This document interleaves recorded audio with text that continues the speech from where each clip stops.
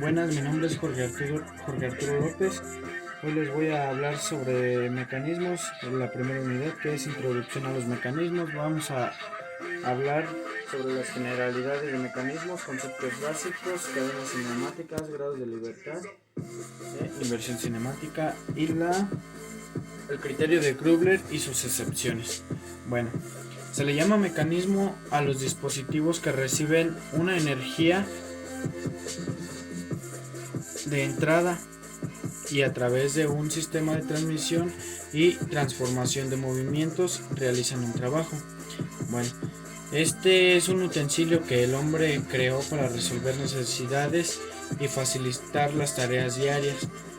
Un conjunto de elementos rígidos y móviles unidos. La combinación adecuada de operadores mecánicos forman un mecanismo. También tenemos lo que son las máquinas. Este es un mecanismo o conjunto de mecanismos que transmiten fuerza desde la fuente de energía hasta la resistencia que deben vencer. Ahora hablaremos de lo que son los eslabones y pares cinemáticos.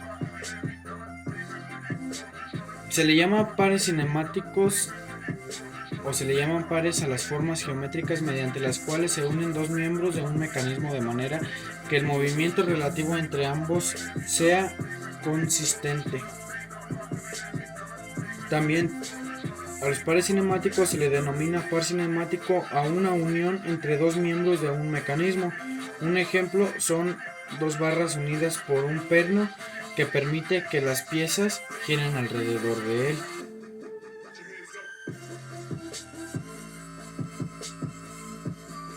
Es lo que acabo de mencionar sobre los pares cinemáticos.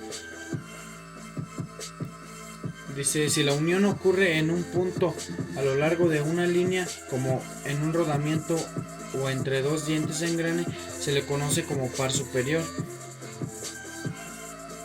Y si la unión o articulación mediante la cual se conectan dos miembros tiene un contacto superficial, dicha conexión se llama par inferior. Aquí tenemos algunos ejemplos de los pares cinemáticos. Los 6 pares inferiores que tenemos en el inciso A, la revoluta o giro, que es esta de aquí. El giro va así. En el B tenemos el prismático, que es hacia arriba y hacia abajo. El helicoidal o de tornillo, que gira alrededor y hacia arriba y hacia abajo igual. El cilíndrico en el D. El esférico o globular. Este gira en el eje X, Y y Z. Y el plano.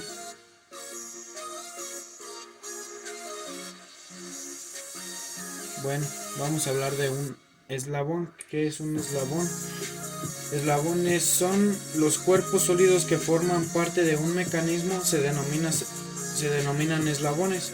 Un eslabón tiene dos o más pares o elementos de conexión, por medio de los cuales se pueden unir a otros elementos con el fin de transmitir fuerza o movimiento.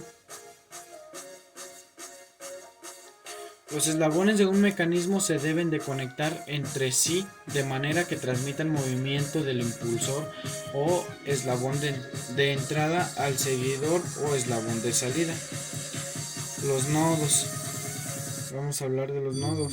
Son puntos específicos donde se enlazan conexiones de un armado o retener conexiones para un ensamble de mecanismos de diferentes funciones, máquinas, poleas, estructuras, entre otros, donde se retiene la fuerza en la unión de una o más conexiones. Pueden multiplicar la fuerza de resistencia, mejor comodidad, seguridad y hasta el ahorro de trabajo rústico.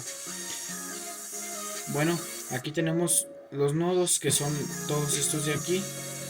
Tenemos binarios, terciarios y cuaternarios. Las articulaciones entre eslabones se le llaman pares cinemáticos porque cada articulación se compone de superficies pareadas.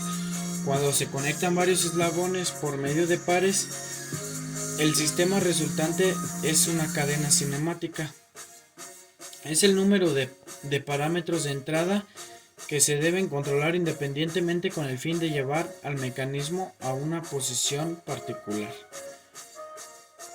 Ahora tenemos algunos tipos de unión o articulación, que ahora tenemos la revoluta o giro. En el otro tenemos la prismática, leva o engrane y el contacto de rodamiento. Por último tenemos lo que es el criterio de Kurzbach-Grubler.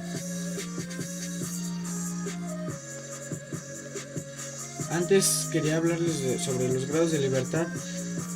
El número de grados de libertad de un sistema es el número de parámetros independientes que se necesitan para definir unívocamente su posición en el espacio en cualquier instante. El número de grados de libertad de la junta cinemática es igual al número de coordenadas independientes que se necesita para especificar solamente la posición de un eslabón relativo para otra restricción por la junta cinemática. Ahora sí, el criterio de Kurzbach-Grubler es una ecuación que nos permite determinar la movilidad o grados de libertad de un mecanismo plano. Esta es su fórmula, donde nos dice m es igual a 3 por n-1 menos 2 por j1 menos j2, donde m son los grados de libertad del mecanismo, n el número de eslabones del mecanismo, j1 número de pares de solo un grado de libertad y j2 número de pares con 2 grados de libertad. Para los grados de libertad, si m es mayor que 0, el mecanismo posee m grados de libertad. Si m es igual a 0, el movimiento es imposible y el mecanismo en realidad es una estructura. Si m es menor o igual que -1, entonces hay restricciones redundantes en la cadena y forma una estructura estáticamente indeterminada. El criterio de Grubler es un criterio de movilidad anterior al de Kurzbach y se aplica a mecanismos con articulaciones de solo un grado de libertad, en los que la movilidad global del mecanismo es igual a la unidad.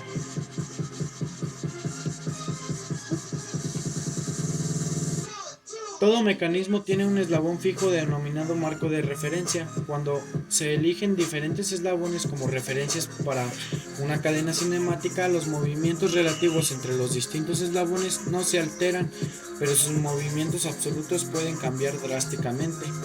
Esta ley afirma que para un eslabonamiento plano de 4 barras, la suma de las longitudes más corta y más larga de los eslabones no pueden ser mayor que la suma de las longitudes de los 2 eslabones restantes, si se desea que exista una rotación relativa continua entre dos elementos.